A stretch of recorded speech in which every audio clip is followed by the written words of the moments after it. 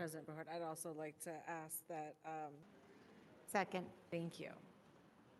Mr. Rakestraw, can we have a roll call on the vote, please? Not yet. Don't we have to Presentations move? plus public comment plus. Oh, she did. Oh, I'm sorry. No, you take the vote. Oh, she did. Bachelor and Yeah, there's no Latta contest. moved it. There's a motion and a second. The vote will come subsequently. All right.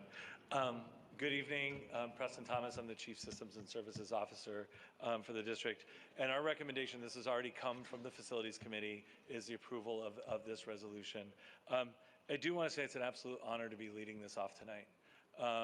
As the new administrative building opened in February, there were a lot of issues that needed to be resolved in naming. In terms of the building itself was the Cole Grammar and Cole Middle School, and also there's lots of board legislation around naming the next administrative building after Marcus A. Foster. There's the Paul Robeson building that was previously the administrative center.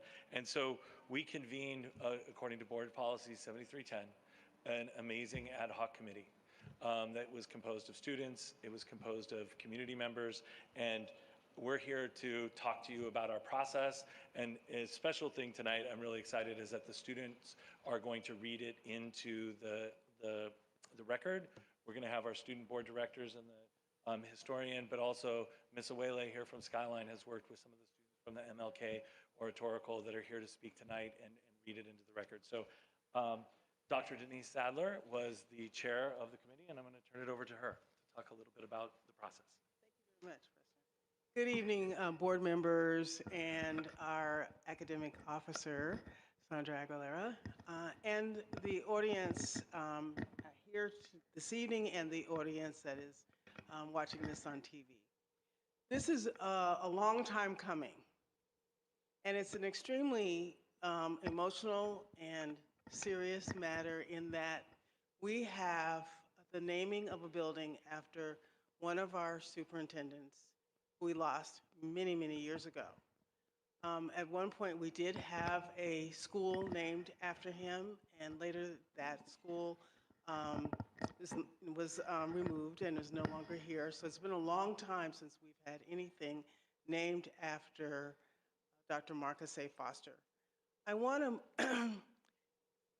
I want to share this evening the work of this committee, which met 4 times over the year, to take a look at the naming of the building, look at the history, and also to acknowledge the building, the new building, was built on the grounds of Cole Elementary School. My personal feeling is that every school has a soul. There's a rich history. Cole School has significant memories, and in fact, for many years, it was the showcase of the district. School boards actually had their press conferences and meetings at Cole School. It was absolutely a flagship school for our district. So it is significant that the new administration leadership center is built on those grounds. This evening, you will have special presentations from different people on the committee who helped us think about this matter of naming the building. And we thoughtfully made our recommendations to the Facilities Committee, which voted favorably to recommend the naming of the building after Dr. Marcus Foster, as well as many special meeting rooms. So because we have students speaking this evening, I want to limit my comments and continue with the presentation at this point. Thank you very much.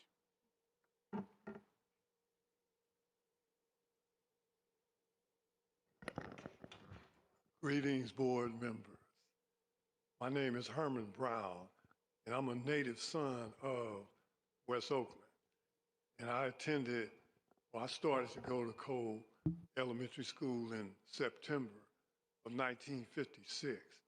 I grew up in the projects right across the street from Cole. Now, here's something for you all to take heed of. I was a teacher in Oakland for 46 years. I just retired 3 years ago.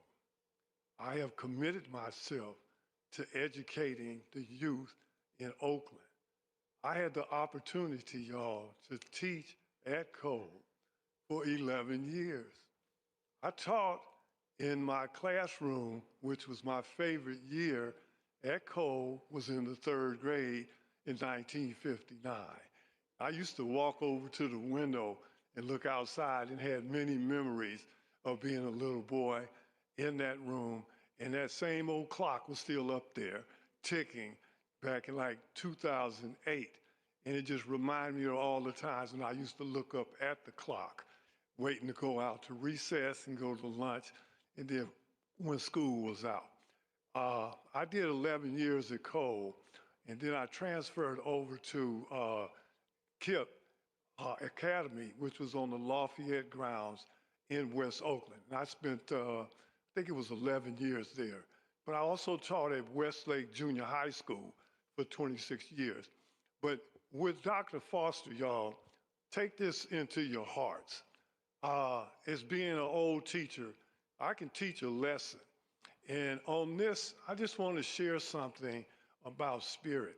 When I was in college at St. Mary's College, I graduated from McClymonds in 1969 on a basketball scholarship. I was a bad dude for Mac in 1969. And while I was up there, this is a spiritual part of all of this with Dr. Foster. When I left Mac, my dreams was to go to the NBA. You know, we all wanted to be NBA players. But those were Vietnam War days and Black Panther Party days. And over my years at St. Mary's, I participated in a boycott of a game because of racism that was going on the campus. I became very politically involved. I forgot all about trying to play basketball. I became an activist. And I knew about the things because I graduated from St. Mary's in 1974. I knew what Dr. Foster was doing. He was in Oakland, where I came from. I changed my mind, y'all, from trying to play hoop, jumping up, getting rebounds, and having people cheer for me. I destroyed my possibility of going into the NBA because I boycotted for the dean of men who was fired illegally at St. Mary's.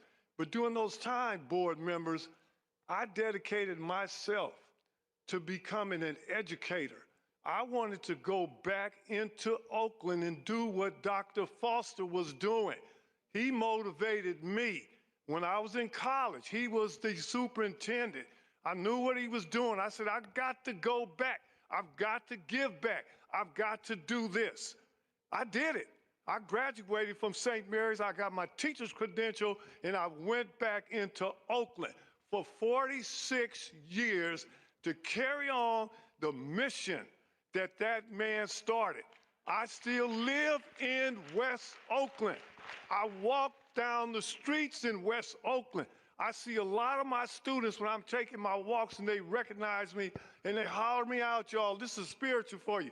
Mr. Brown, they stop their cars and they come over and they tell me if it wasn't for you, I wouldn't have made it. You was my spiritual leader. You was the father I never had. And I'm gonna end this up because I'm an old school teacher and I can teach a lesson. I can go on and on and on. But I want y'all to just feel this one, okay? 3 weeks ago, I was in the Colonel Sanders KFC, and I was buying what was on the menu, whatever I was getting, and one of my students in there recognized me when he was at Cole. And he came over and he said, Mr. Brown, Mr. Brown. And I said, yeah, you know, I couldn't remember him because he had grown up, you know, from the time he was a kid. And when I went to pay for my meal, he came over and said, no, Mr. Brown, I got this.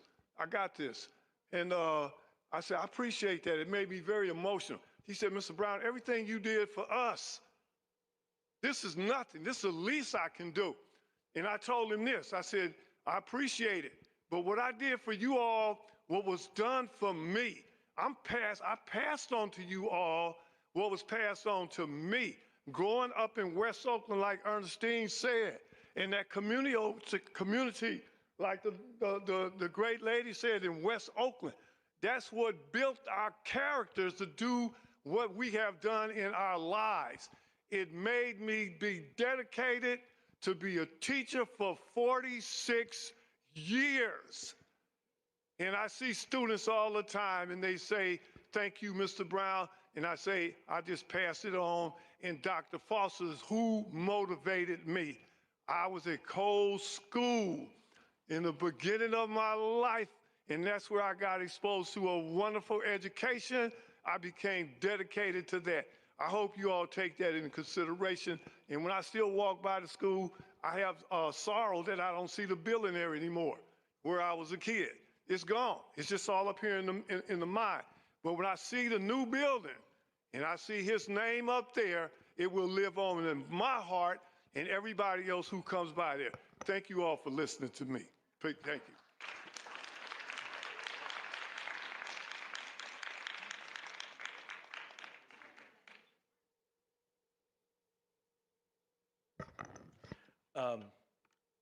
You can imagine the ad hoc committee was like this every single time we met, where we heard story after story and deep reflection around the powerful impact that Dr. Marcus Foster had. And we'd like to, right now, turn it over to Director Simmons, who's going to start the reading of the resolution into the record. So I'll turn it over to you, sir.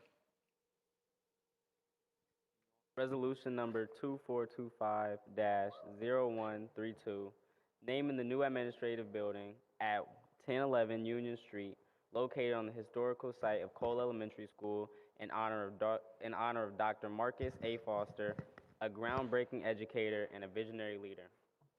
Whereas Dr. Marcus A. Foster, born in 1923 to 1973, dedicated his life to transformative power of education, championing high standards, community engagement, and equitable opportunities for students of all backgrounds. And whereas, as superintendent of Oakland Unified School District from 1970 to 1973, Dr. Foster was a pioneering educator and administrator and the first African American to lead a major urban school system, bringing a bold, compassionate, and forward-thinking approach to educational leadership during a period of significant social change and challenges.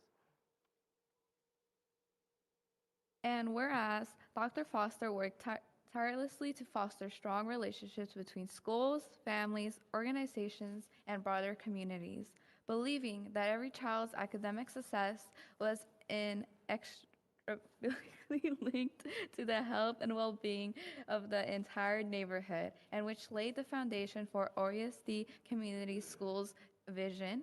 And whereas the historical site of Cole Grammar School, 1878 to 2009, which was reestablished as Cole Middle School, 1980 to 2009, stands as a testament to the educational legacy in Oakland, having served countless students and families over many years. And whereas Dr. Foster's commitment to students and the district was reinforced by the involvement of his wife, Albertine Ramser, affectionately known as Abby, who worked at the Cole Elementary site, reflecting a true family partnership in the mission of uplifting the educational environment and community of Oakland. Hello, my name is Anaya Nero, and from Montero Middle School, and I'm a 6th grader, and tomorrow I'll be a rising 7th grader.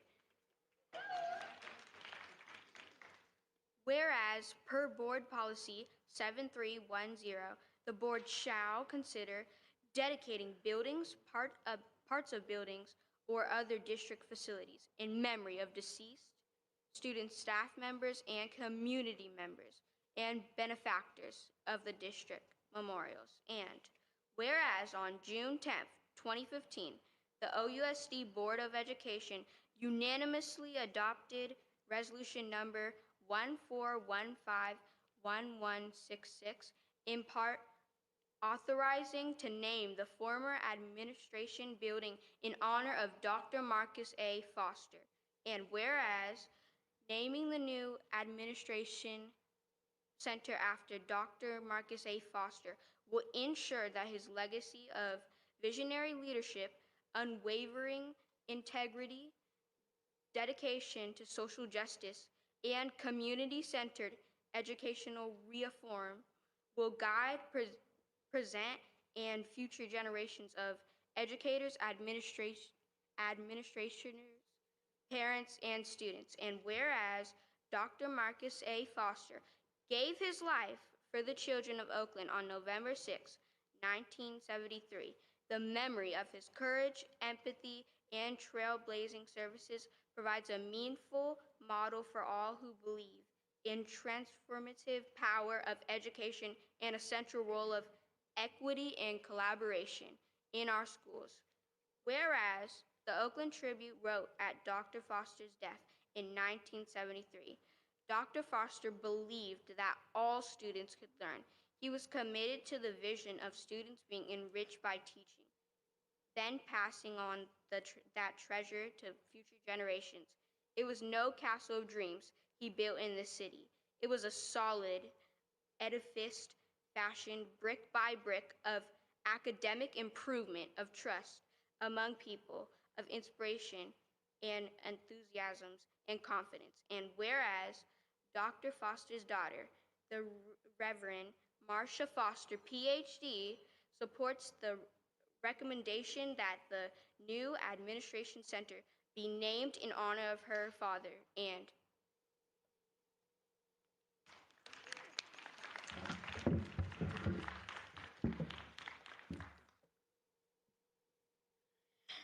hi, my name is Selma, and I'm a second grader at Chabot Elementary School.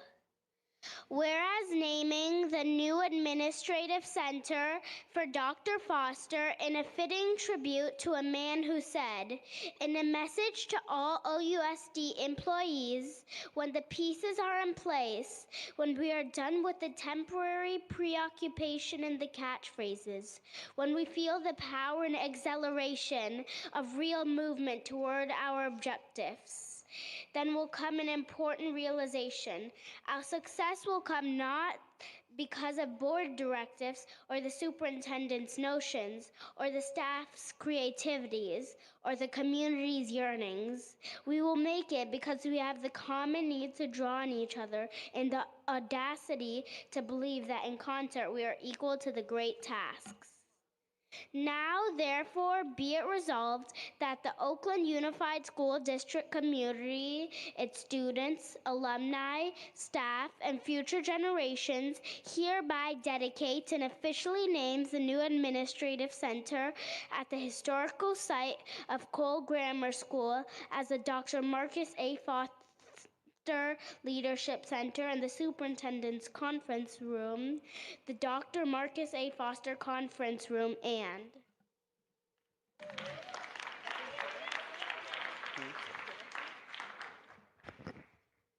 How you doing? My name is Caleb Kafusi, and I'm a sophomore from MEC. Be it further resolved that appropriate signage, plaques, and educational materials be installed to highlight Dr. Marcus A. Foster's extraordinary contributions, ensuring that all who enter these facilities will learn not only of his innovative leadership and enduring influence on public education, but also the critical role his family played in strengthening community ties. And be it further resolved that appropriate plaque and educational materials be installed to memorialize the legacy of Cole Grammar and Middle School, the original site of the new Dr. Marcus A. Foster Leadership Center. And be it further resolved that copies of this resolution be presented to the Reverend Marcia Foster, PhD, Dr. Foster's only child, to the Oakland Unified School District, and to the broader Oakland community, serving as a permanent tribute to the values, achievements, and compassionate vision embodied by Marcus A. Foster. Thank you. Good evening.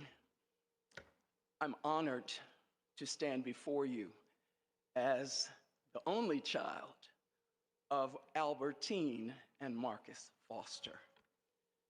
My father was 50 years old when he was assassinated in 1973. Let's not forget why we're naming this building tonight. We're proposing this naming because he gave his life, as was stated, for the children of Oakland. He loved Oakland, even for just the 3 years that he and my mother were here. My mother stayed in Oakland and was very active in the community, and as was stated, very active at Cole Elementary School. So all the stars have aligned as far as I'm concerned. And the ancestors, my parents, brought me back here 8 years ago, almost 9 years ago. And it was like they were pulling me back to Oakland. This is the third time I've lived in this area. And I felt that there was something that I was here to help bring to fruition. And now I know. It is this building. 52 years ago, he died, and it has taken all these years to have some type of memorial in this city in his name. There is a post office, yes, named for him, I know that. But the school district is now saying, we thank you, Dr. Foster, for giving your life for this city, and more importantly, for the children of this city. I want to thank Denise Sadler in particular for leading this effort and for this beautiful committee and all that you have heard tonight. You can only imagine how I feel. I'm so proud, I'm so honored, and I'm so thankful that Albertine and Marcus Foster brought me into this world, and I've tried to hold up the legacy that they have given me. And tonight, prayerfully, you will bring to fruition an important, major part of that legacy. Thank you.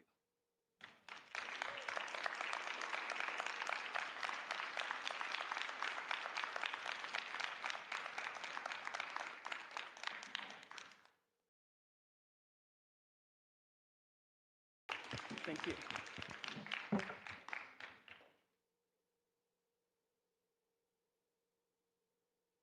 We have time for 10 minutes of public comment. Do we have any speakers?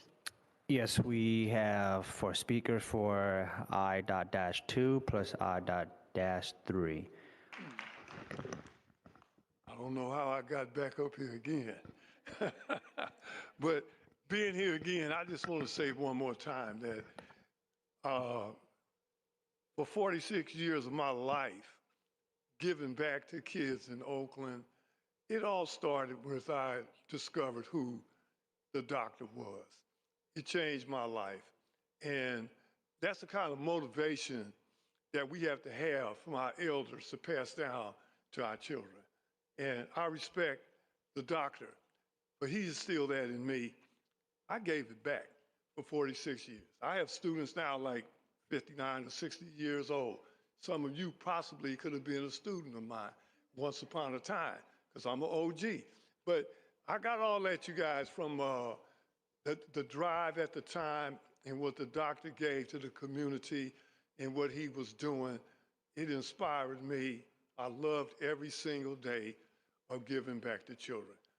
Dr. Foster was the man. Thank y'all. Have a good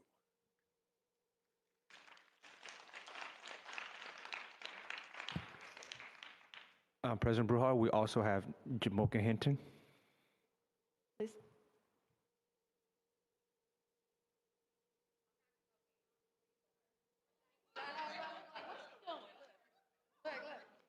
She couldn't wait the 4 hours. Okay. And my name is Vivica Jamoka Hinton. Word for word, she told me that I got to put some passion in it. So let me see if I can do it. Okay. Dr. Marcus A. Foster. To me, being a West Oakland resident and a Black mother, representation matters, especially when we're memorializing an African-American male educator, an educator's educator. Because right now in this country, less than 2% of our educators are African-American and men. Where might we be if he had been allowed to thrive and lead Oakland the way that it could be? We have now this opportunity to honor his legacy, an OUSD administration building that will carry the name of a champion. Words and names have power. Thank you for not forgetting his name, Dr. Marcus A. Foster. Jamoka Hinton, School Board Emerita.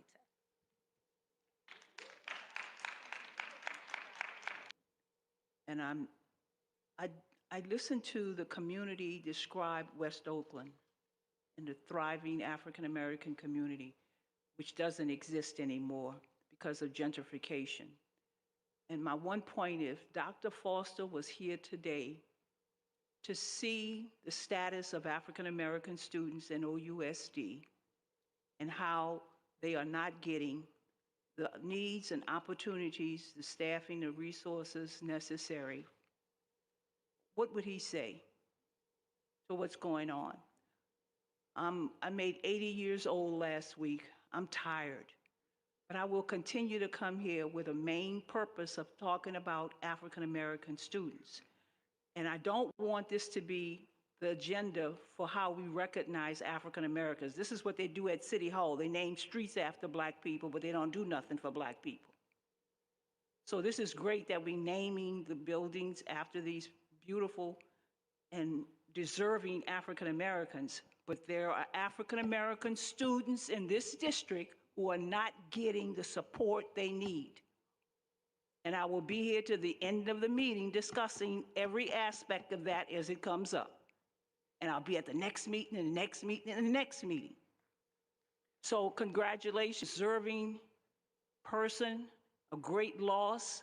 But what would he say if he could stand before you about what's going on with African American students in this district?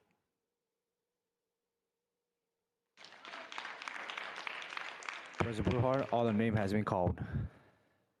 And other board comments? And as a part of the report back to the Facilities Committee, I had asked, since this is going to be a district building, a district-wide building, we need to include other folks throughout the whole district into that process. And so I'm really glad that we were able to make those moves and include the rest of our community in that. I also believe, as Dr. Sadler mentioned, that like our public spaces, our public buildings are sacred spaces within our community.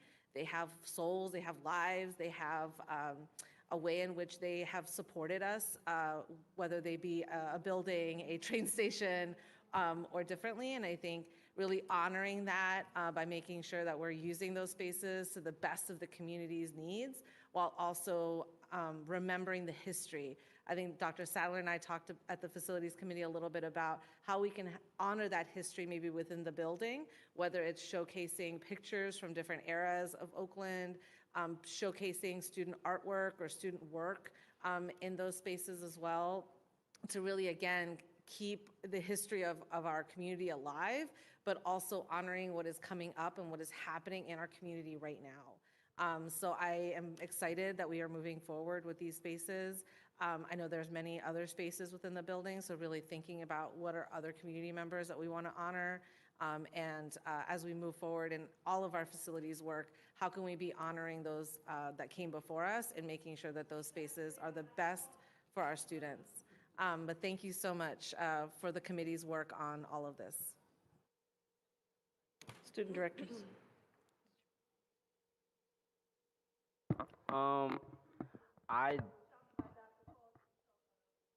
I didn't know Dr. Foster, but I can tell you that it is Black men like him who inspire youth activists today, and we, Black people in general, wouldn't be where we are without brave men like Dr. Foster, who was willing to give up his life and his children and his family for an entire race of people, for his people. And it gives you and it instills a sense of pride in being Black. And it gives you Black pride, and that's what they taught when Dr. Foster was around. So I'm very glad that your father is being honored, and I feel honored too. So thank you.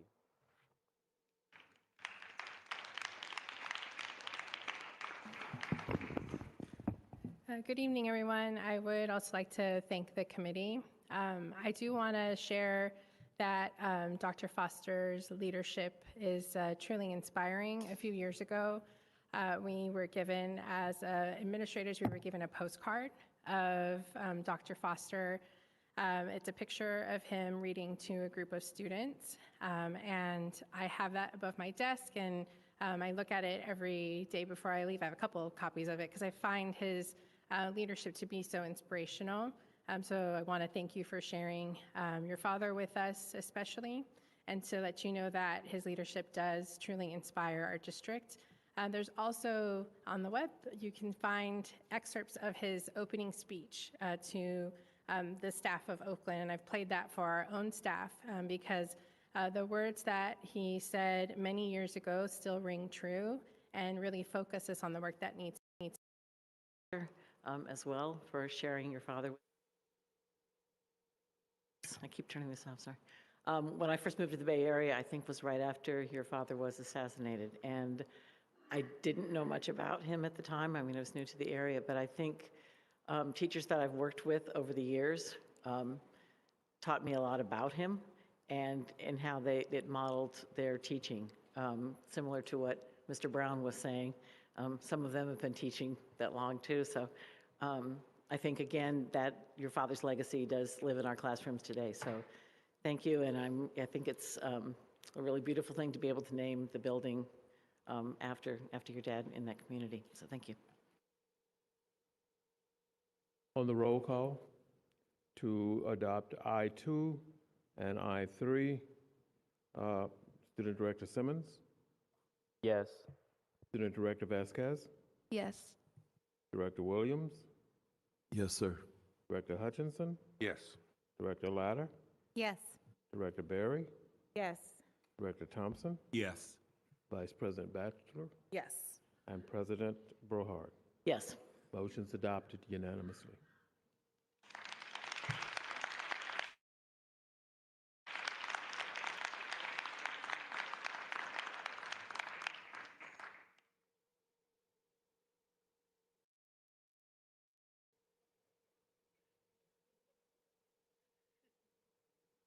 There you go. That works too.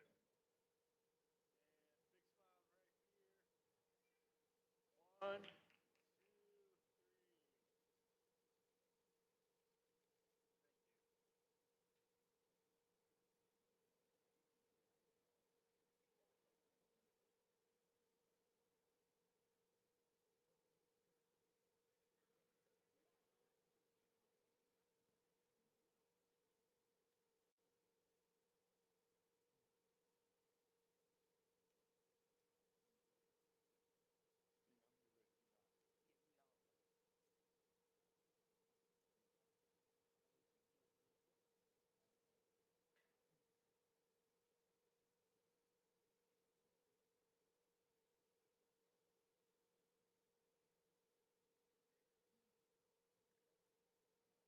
If all board members could come up to the dais, please.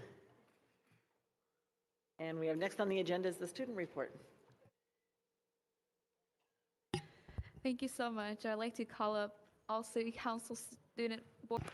So we'll get started. Good evening, board members, superintendents, students, parents, and community. Welcome to our last board report for the school year, which has been very long awaited today. In ACC, we studied the Adam Fletcher's Ladder of Youth Engagement, which outlines different ways adults engage with youth. Reflecting on my time on the board, two tiers stood out the most to me: decoration and assigned but informed. The decoration tier is defined as adult-led activities in which youth understand the purpose but have no input in how they are planned. From an outsider perspective, the community might assume that the student directors have the same decision-making authority as the other board members. That isn't the case. It wasn't until the second semester that we were included in the 2x2 meetings that other board directors routinely attended. Our inclusion came only after we raised concerns publicly and advocated for ourselves in board meetings. In our experience, this was more accurately assigned but not informed. While both Director Simmons and I understood our roles and the board's decision-making processes, we were often left without meaningful participation or influence. That said, we have seen some improvement over time. We now receive biweekly updates from Superintendent Dr. Kyla Johnson-Trammell, including links and schedules for 2x2 meetings. But these practices should have been in place from the very beginning. We want to remind the board we are a part of the board directors. The only real difference between us are age and power. Yes, we are students. You all are adults. But that doesn't mean our voices should be sidelined. We are the ones in classrooms and on campuses every day.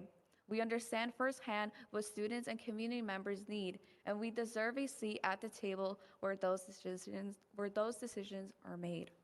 I've seen how derailed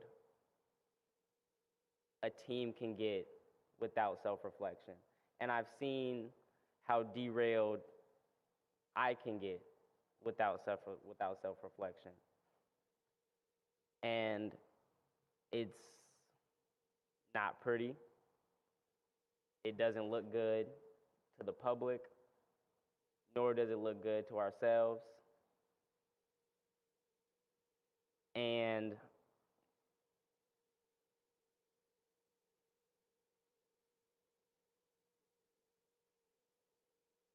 I just want to kind of emphasize this first piece that I'm saying.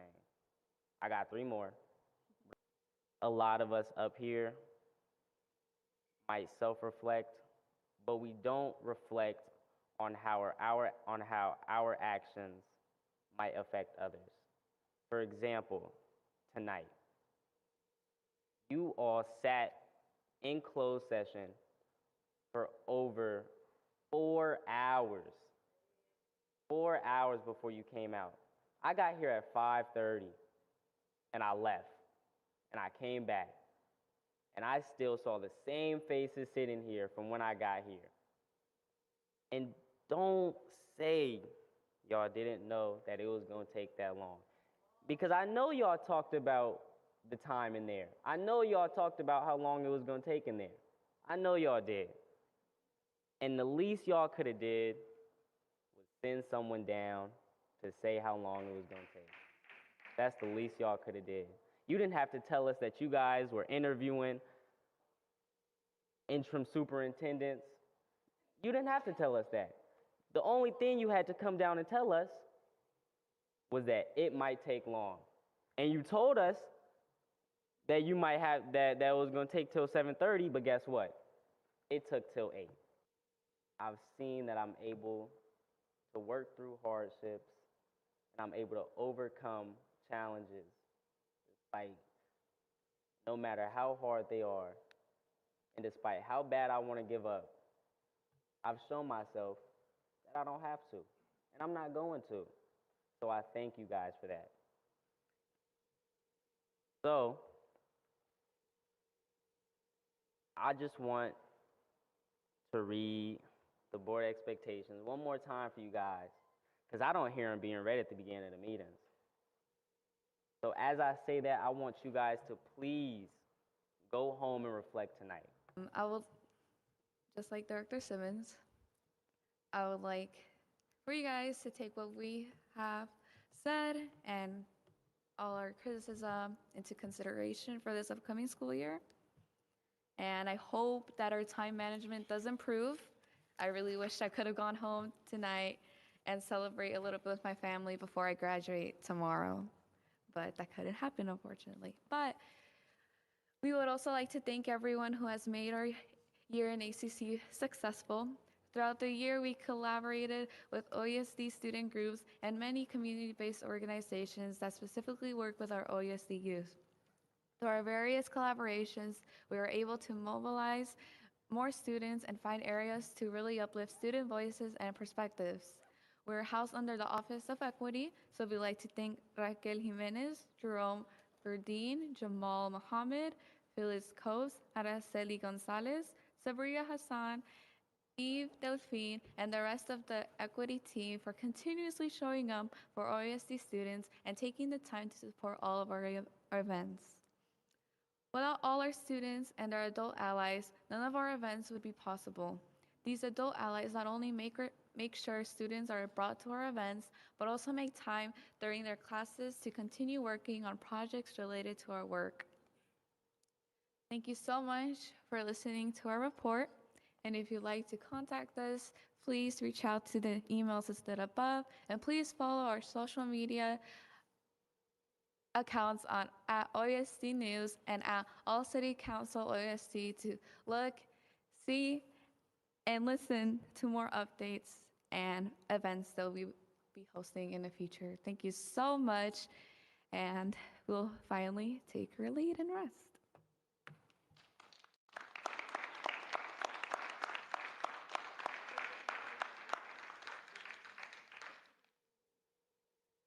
Thank you for your report. Are there any public comments?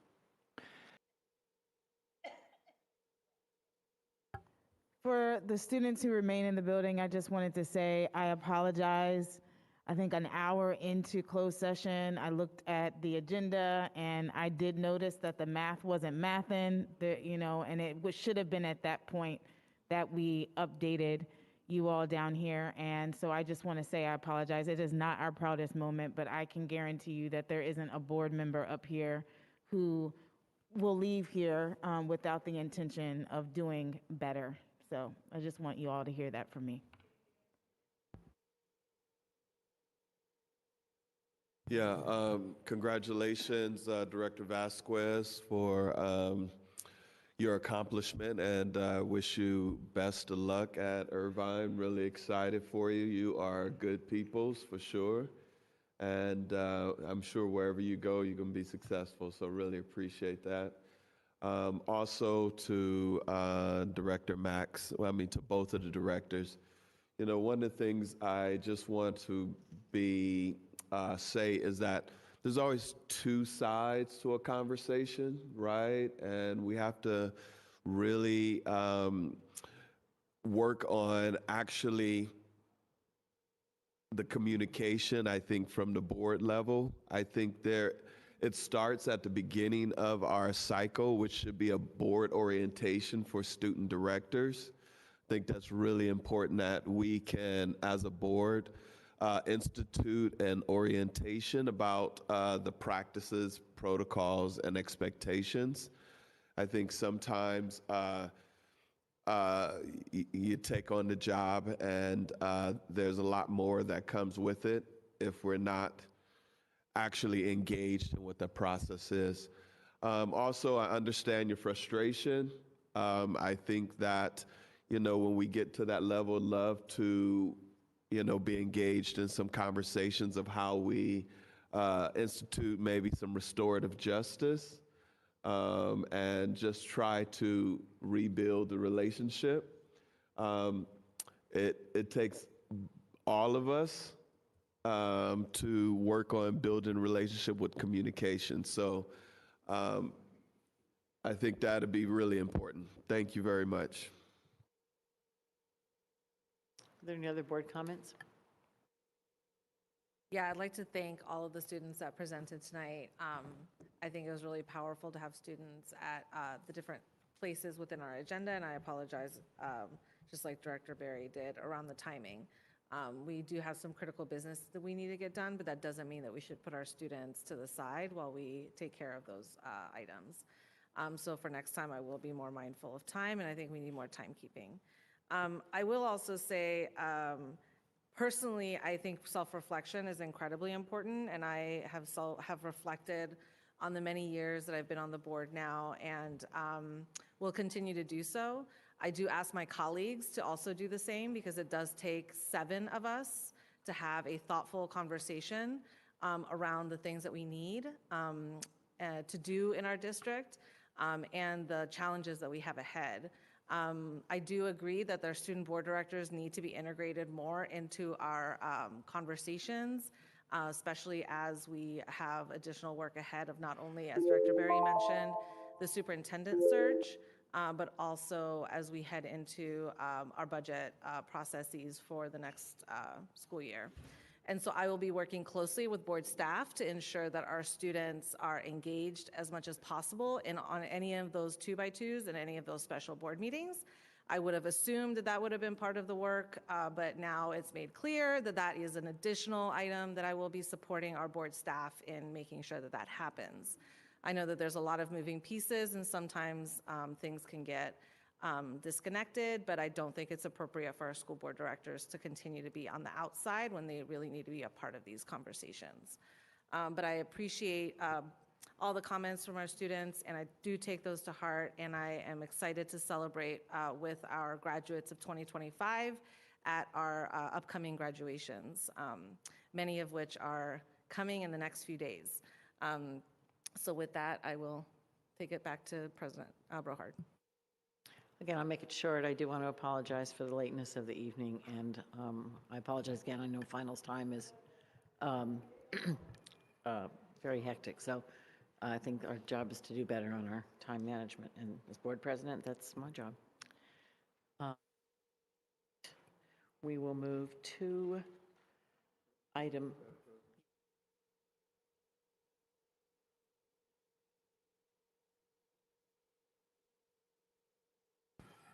We're going to do, first we'll do labor, which is 5 minutes for each representation, each bargaining unit, then the superintendent's report, then the adoption of the general consent. Oh, public comment. President Brohard, I would ask that maybe we skip the superintendent's report for the timing. There are presentations here for that. Okay. Yeah. To describe its intent and mission to build community with its stakeholders. This includes SEIU. Words such as collaboration, shared vision, and accountability are only as good as the actions taken to realize them. If it weren't for a school board director asking us about this, SEIU would have been left in the dark. The SEIU 10-to-1 bargaining team met with the district on May 21st to continue negotiations for the new SEIU 10-to-1 OUSD contracts. We presented a proposal to establish a minimum hourly rate of $25 for all classified employees represented by SEIU 10-to-1. Because we do have unit members who currently make the minimum wage of $16.50 per hour. In addition, we also proposed necessary ongoing increases to all unit members' wages, which are long overdue. We presented a video that has also been shared with all of the board directors and has garnered support of our union siblings. Our members spoke on the harsh realities of living on current OUSD poverty wages. Classified professionals shouldn't have to work 2 to 3 jobs just to make ends meet. No agreements were reached, but we remain steadfast in our commitment to dignified, livable wages and cultivating the just environment that our members deserve. Currently, many of our members are working to exist, meaning that they work only to fill their basic needs. Is this the district's vision for their instructional aid assistants, early literacy reading tutors, attendance specialists, and library technicians? The fact is the annual living wage for an adult without any dependents is $62,220, while the average annual salary for the SEIU bargaining unit is $43,500. OUSD, where students thrive, it's also important that the people who care for and serve them have the right to thrive as well. OUSD, it's time for a living wage.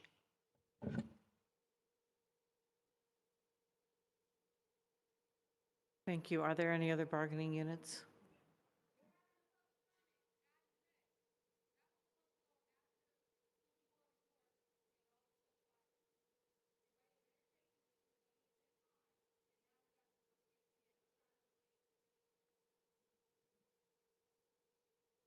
Good evening.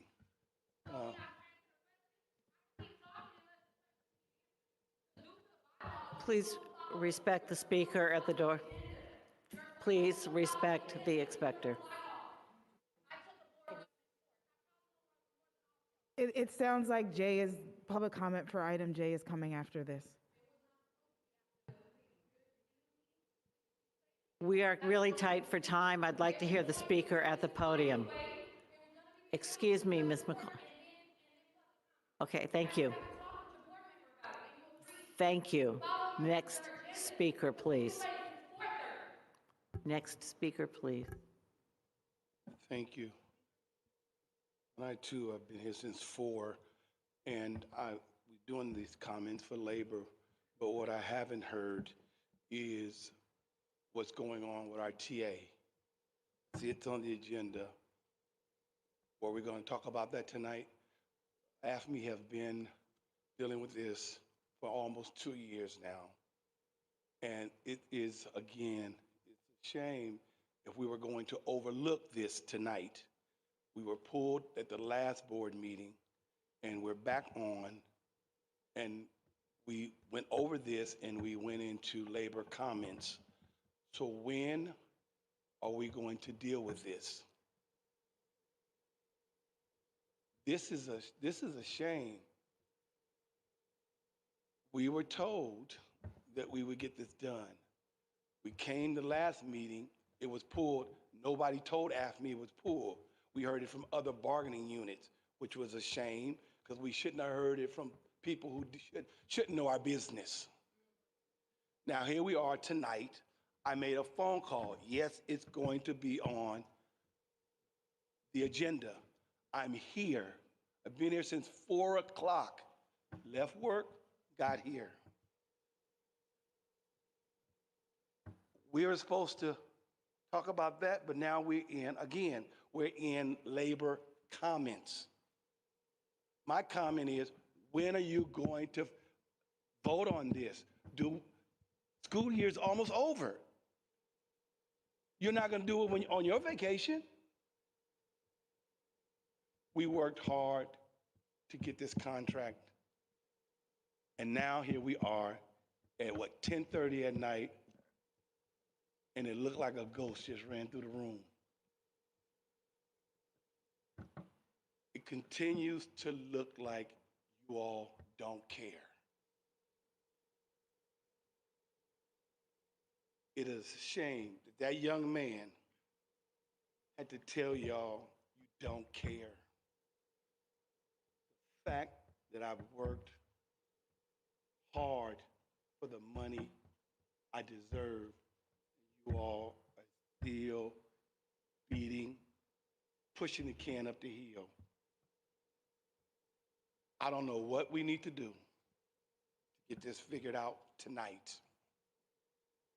But now I'm tired.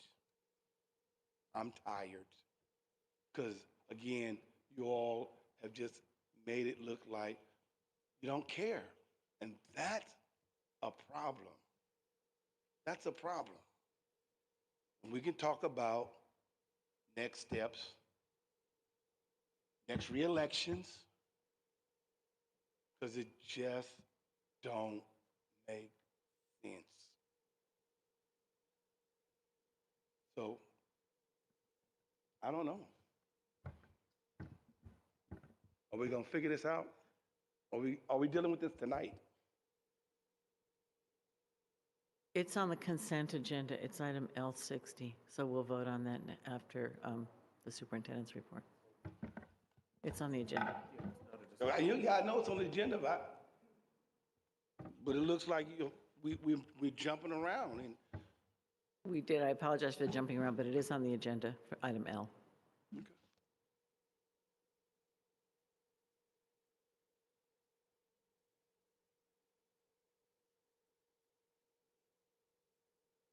Are there any other bargaining units?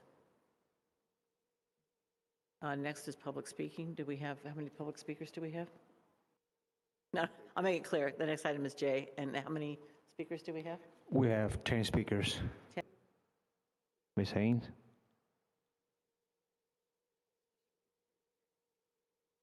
We can hear you. Hello? We can hear you, Ms. Haynes. Hi. I would just like to say that many people told me they tried to e-comment in support of no cuts to music, and the time had already expired. It's really hard for people to navigate the process of signing up to speak, but at least you should give them more time for people to e-comment. You used to allow more time. So I'm just saying, this is just another example of how you silence people like myself who's speaking up for children who can't speak for themselves. So I am the voice for my son and all of the countless students who can only learn through music and art to hopefully get better. And I asked the board to rescind the actions of taking $1 million away from music and arts funding. I received one email in response asking for clarification of the item I was referring to, and nothing ever since. Like I said before, it was taken in a way that violated the process and without any thought to our children. So I continue to ask the board to take action by using music and arts funding as it was intended to be used and allow all children to have a daily positive experience through music and arts, right along with mandating a loving environment. You know, it's hard to trust the board to do the right thing for students without allowing them the opportunity that should be available to them. So again, as you figure out this budget, please take a stance to implement ongoing music and arts education that our students need, especially those in special education like my son. He needs so much help and consistency. Please get back to me about my request. Thank you. Thank you. All name has been called. Really want to celebrate our students that are graduating from our high schools by literates. But now I'm going to invite our network team up so they can give us an overview of the work that they are leading. At KDA and TCN, they are schools where All Block, which is a part of our literacy structure, they're basically creating lab systems so that other schools can come to their schools, do a visit, learn from the principal and the teacher on special assignment, the coaches about what are you doing to build the systems out. How can we, they're observing teachers, we're observing the practice so that we can build the capacity across our network. And that is something that to me feels very important. How do you visit other schools and learn from best practice, learn from each other? Teachers with teachers, coaches with coaches, principals with principals. I think that's it. I killed that. Was it under 7 minutes? Because I feel like I did that. No. Shout out to Bree. Last thing, all our work is aligned to the LCAP goals because that's how I roll. Network 2, delivering on our promise. Mic drop. It is 11 o'clock at night. I'm tired. Oh my God. No. Director Barry, don't come with none of those hardcore questions. I don't have it. No, we don't. I'm sorry.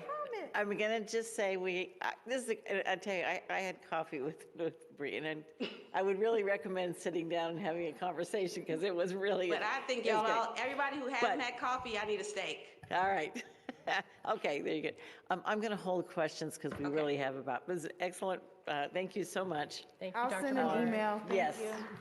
And go have coffee. It's fun, or a steak. I'm going to move now. Oh, are there any public comments? Yes, we have Asalo Labala. How many minutes? 1 minute.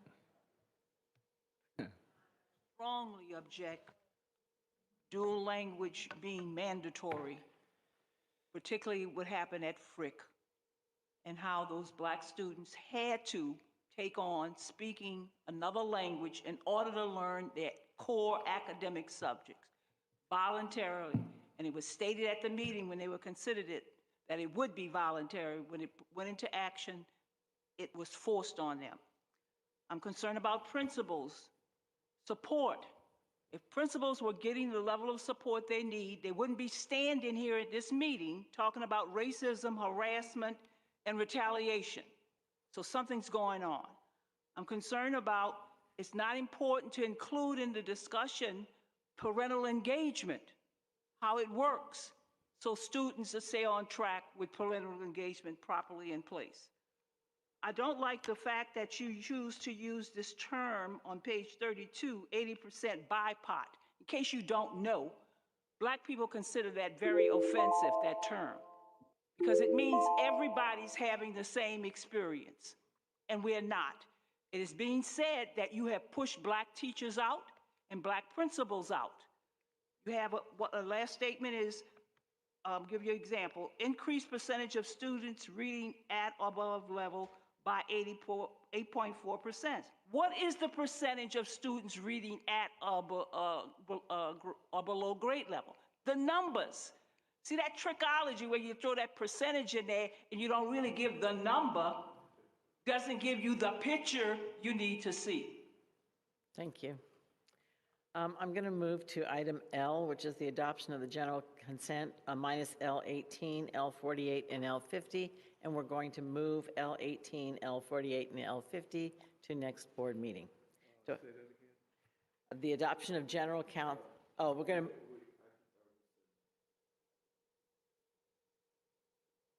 can you Please, rescind let's that? move, yes, he can rescind. Okay. Thank Do you. I have a motion to approve the adoption of the general consent? I move to adopt the general consent report. Second. And is there any public comment? Yes, we have Daniels Bissonnet, Lay Daniels, and Asado Labala.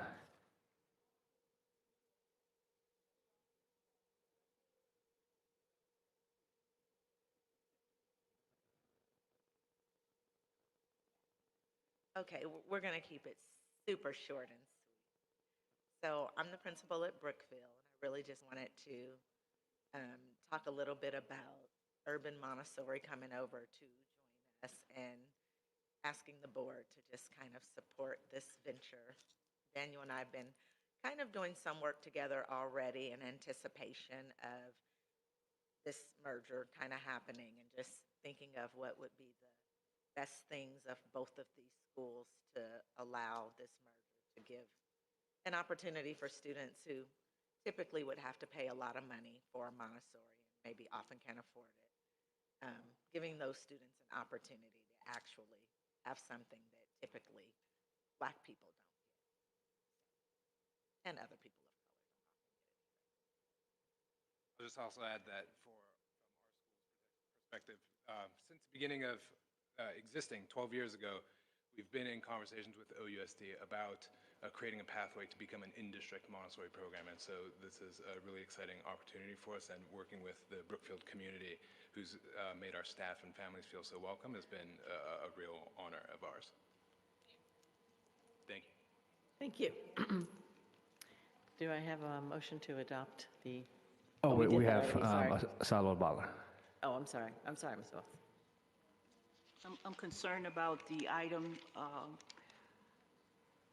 L12 personnel report, where it's being reported that 104 staff, mostly teachers and paraprofessionals, are separating or leaving the district, and we have 71 persons who are now going on leave as a result of the actions you take tonight.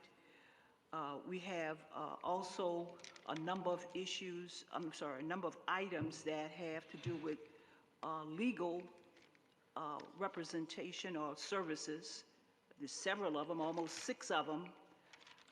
You do have on the agenda agreement with labor, and I don't know if labor custodial services, I know they're greatly underpaid. I hope this means that they're going to get better payment for their work that they give to us. L67, service managers and case conducting hearings. Got a lot of money you're spending for legal stuff. And lastly, support, L17, support for Latino students, that's great. I never see any kind of support for our African American students. And last night I saw a lot of support for our newcomer students.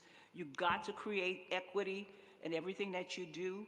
And some of the things on the agenda don't seem to be, say equity. And I'm just sorry, we got to look at, y'all don't have no discussion on none of this stuff.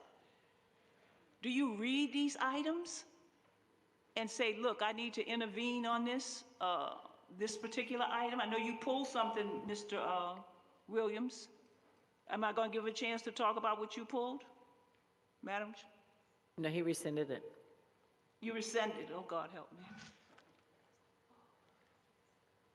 Mr. Rakestraw, can we have a roll call on the vote, please? Yes, on the roll call to adopt the general consent report, intact, full. Student directors are absent. Director Latta? Yes. Director Williams? Yes. Director Hutchinson is absent. Director Barry? Yes. Director Thompson is absent. Vice President Batchelor? Yes. And President Brohard? Yes. Motion's adopted. We have 15 minutes. We do. Next item, L, can I have a motion to approve, please? I'm sorry, M.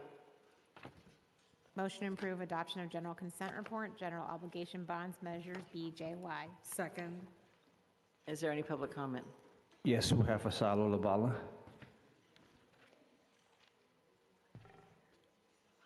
Okay. Y'all got to tell me what in the hell you're doing with McClymonds football field. The item on the agenda says that you're going to be hiring someone to deal with the football field.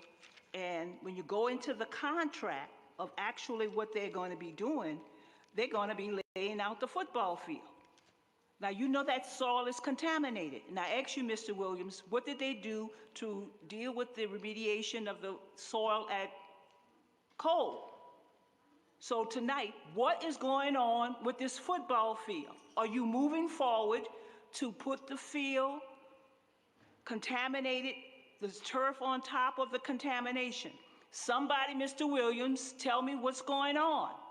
Because you had taken it off the agenda, now it's back on the agenda for this company to come in and do these.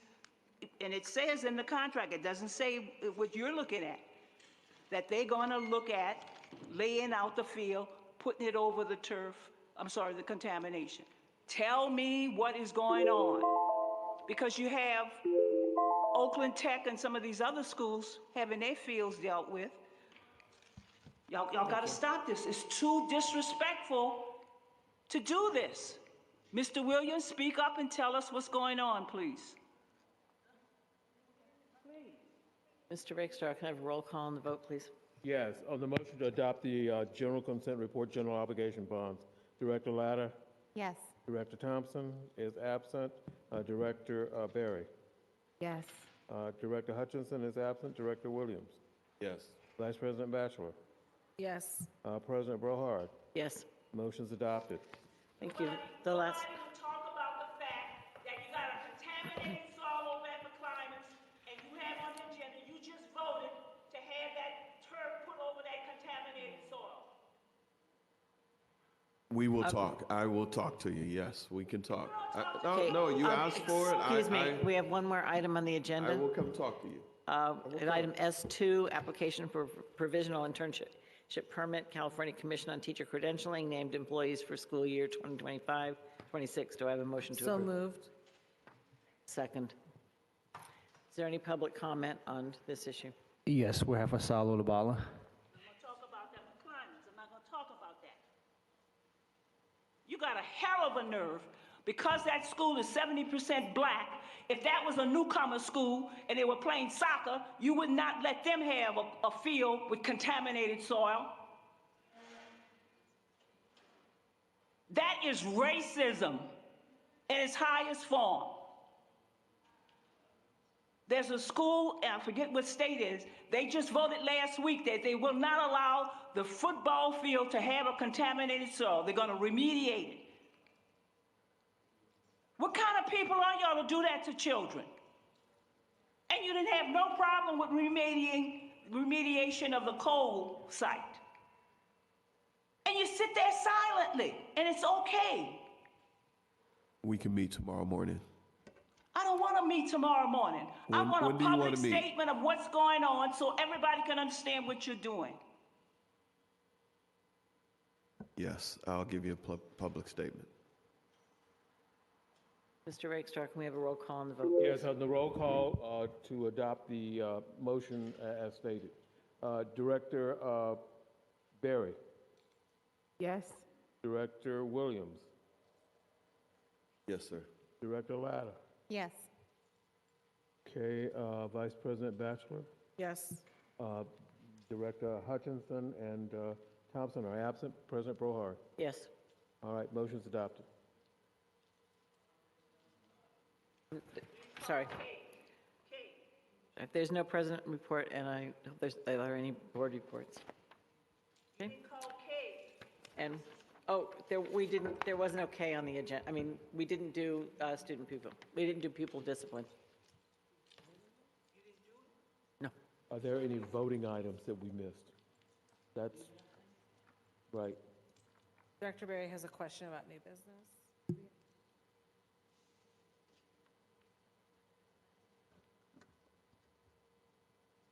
Oh, I'm sorry, the ledger report is moved to next week, our next meeting.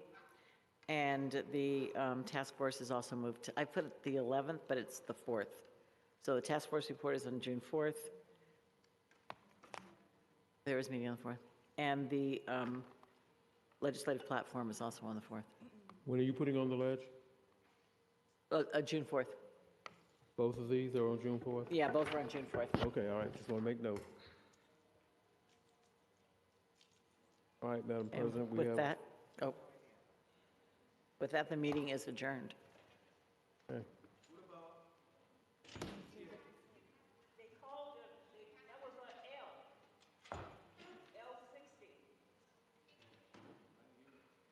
Director Hutchinson said he wasn't committed to coming. I went up there.